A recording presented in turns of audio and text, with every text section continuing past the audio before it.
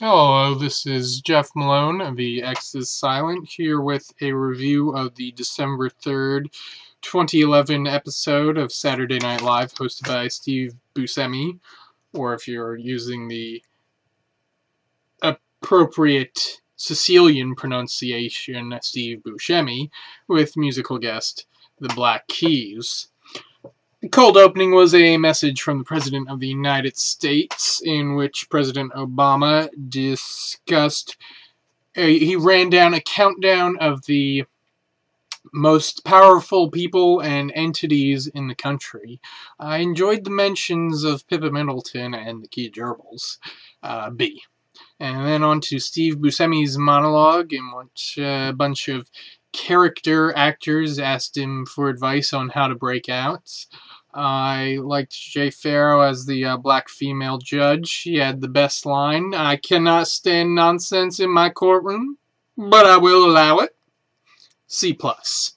And then we had a commercial parody for a frozen Mexican dinner, which to help constipation, and that Mexican dinner looked quite tasty.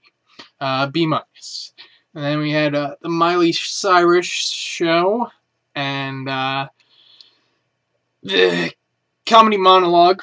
No surprise, Miley's comedy monologue was the best part of this appearance of this recurring sketch, and it's getting less and less of being an actual comedy monologue.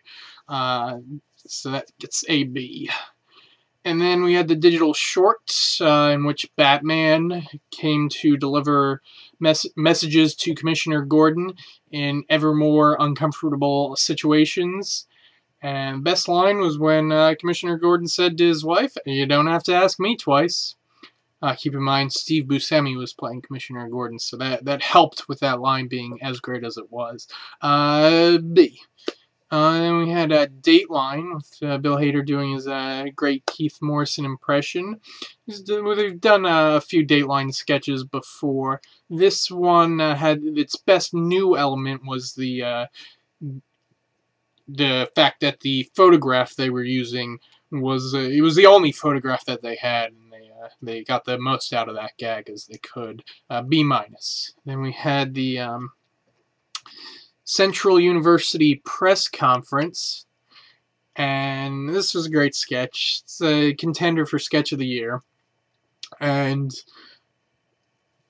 it was such a great moment when Jason Sudeikis, as the head coach, said that when he thought of who might be a child molester on his staff, the first person he thought of was Coach Burt, and the SNL studio audience cracked up, and I laughed, and right away, that was like 20 seconds into the sketch, right away we knew this was a classic sketch, so A-, maybe A?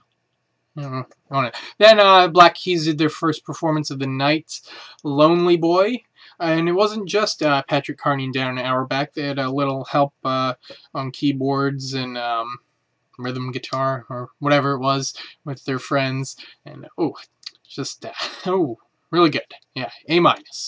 Then let's see, weekend update. Seth's best performance of the season. I wasn't sure if it was still possible. A bunch of great jokes. The best of the bunch was the robot that can recognize itself in the mirror, and it won't be truly human until it hates what it sees. So Seth gets a B+. Then the segments on update, we had Keenan stop by as Herman Cain, and I enjoyed when it got quite silly when he was talking about going to Libya. So a B-.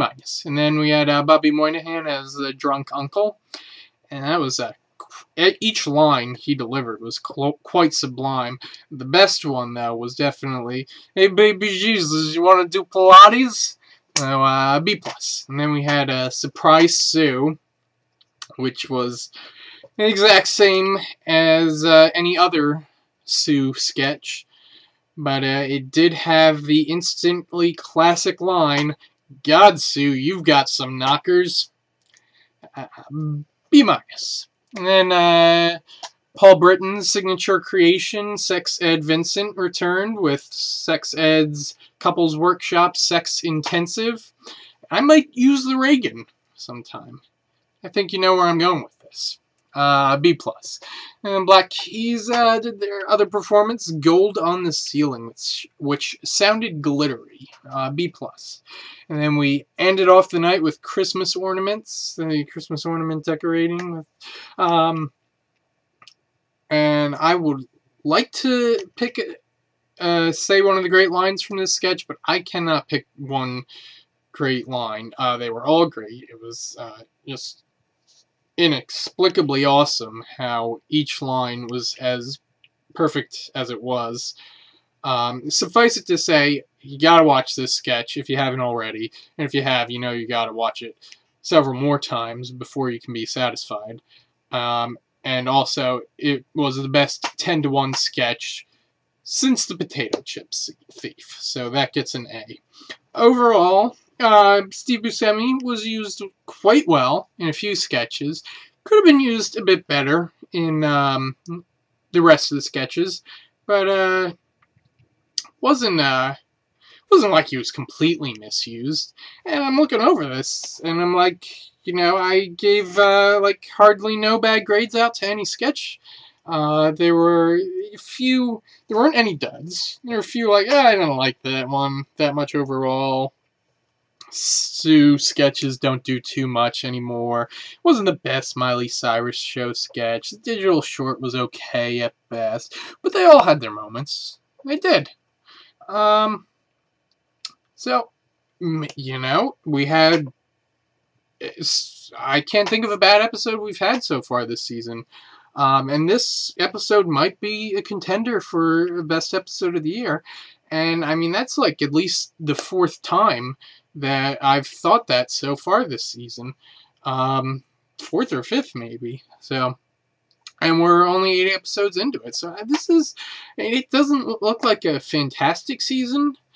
But I think it's better than last year. And at least just as good as the year before. But anyway, can't say for certain until we get farther into the season. But right now, it's looking good. I like the results we've gotten so far. Next week, we've got Katy Perry hosting, and doing musical guest duties will be her recent tour mate, Robin.